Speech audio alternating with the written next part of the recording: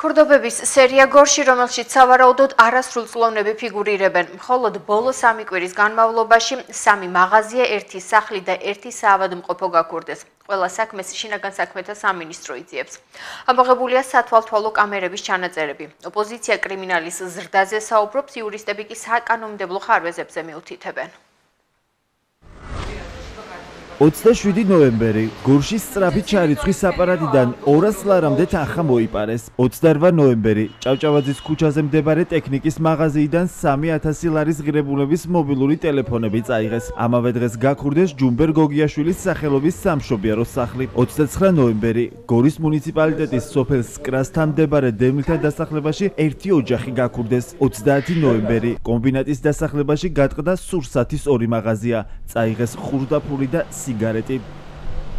გეუბნები, აი ესეთი შემქონდა ხურდა და ვაფშე სუსაფსი იყო რა და აქედან ეხლა ეს ხო ხარი არა და აქედან როათ ეხლა ალბათ ხმოვდა აი ესე რომ გამოვიდა სიჩქარისგან ამას იყო დაჯახებული ეს იყო აი ესე მიყირავებული და აი ესე პავაროჩი მეღარ შემოვიდა რა და აი ესე იყო ხურდები დუბო. სირბილიდან რო გარკვეულდა რა. ან იქ როგორ გადავიდა იქ რომ ვთქვათ რა ვიცი მე. რამეს რო არ გამოვიდა იმიტომ ესე იყო გამოშვებული შუშ. ესე იგი რომელი საათი იყო თქვენ რომ შეტყობინება შეტყობინება რომ მომივიდა ზუსტად იქაც დრო ჩავაწერინე იმათ დაახლოებით იყო 7 და 6 იყო გადაცილი დილას გაქურდულ მაღაზიებში ვარაუდობენ რომ დანაშაულს არასრულწლოვანთა დაჯგუფება ჩადის. მათი თქმით 5 პირი ერთ-ერთი მაღაზიის კამერამ ქურდობის დროს დააფიქსირა. იურისტები კანონის ხარვეზებზე მიუთითებენ და კანონმდებლებს რეაგირებისკენ მოუწოდებენ. ლექსო მერებაშვილი განმარტავს, რომ დღეს არსებულ კანონში ჩაწერილ მუხლებს არასრულწლოვნები ბოროტად იყენებენ, რადგან იციან, რომ ისინი სათანადოდ ვერ დაისჯებიან.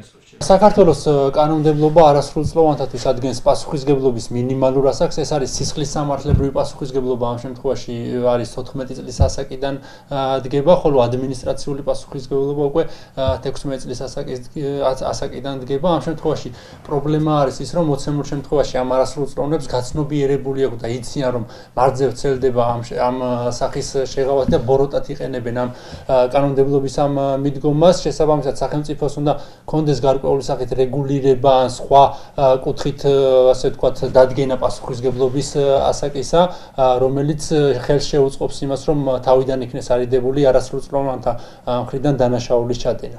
გორში მომხდარ ქურდობებზე პასუხისმგებლობას ოპოზიცია ხელისუფლებას აკისრებს. ისინი ამბობენ, რომ მართველი გუნდი ქვეყანას სათანადოდ ვერ მართავს და კრიმინალიც ამის გამოა გაზრდილი. ერთიანი ნაციონალური მოძრაობის შიდა ქართლის ხელმძღვანელი აცხადებს, რომ ხელისუფლების მხრიდან კრიმინალურ დაჯგუფებებს მწვანე შუქი აქვთ ანთებული.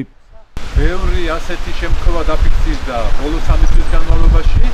მე ვფიქრობ, რომ ხელისუფლებამ მწვანე კრიმინალებს, ვინაიდან კრიმინალები იყვნენ თუნდაც ჩართული სალომე ზურაბიშვილის ძვების მოტანაში და დღეს რატომღაც ეს ადამიანები თავისუფლად დადიან.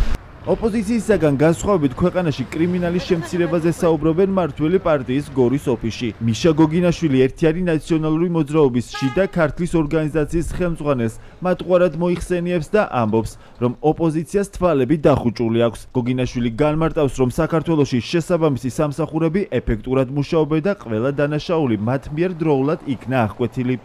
ნაციონალური მოძრაობა ბევრ ტყუის იძახის, ამიტომ მათ არ დაეჯერებათ. სტატისტიკით შემცირებულია ზოგადად კრიმინალური სიტუაცია. კრიმინალი სამწუხაროდ ყველგან ხდება, ყველა ქვეყანაში ხდება. თავარია რომ ამაზე რეაგირება ჰქონდეს შინაგან საქმეთა სამინისტროს და როგორც ვიცი, გახსნის დანაშაულის გახსნის პროცენტიც გაცილებით მაღალია წელიწადთან შედარებით. მიმდინარე კვირაში გორში გამოვლენილ ქურდობების ფაქტებზე შინაგან საქმეთა სამინისტროს საგამოძიებო მოქმედებები დაწყებული აქვს, თუმცა ბოლო მონაცემებით არც ერთი პირი დაკავებული არ არის.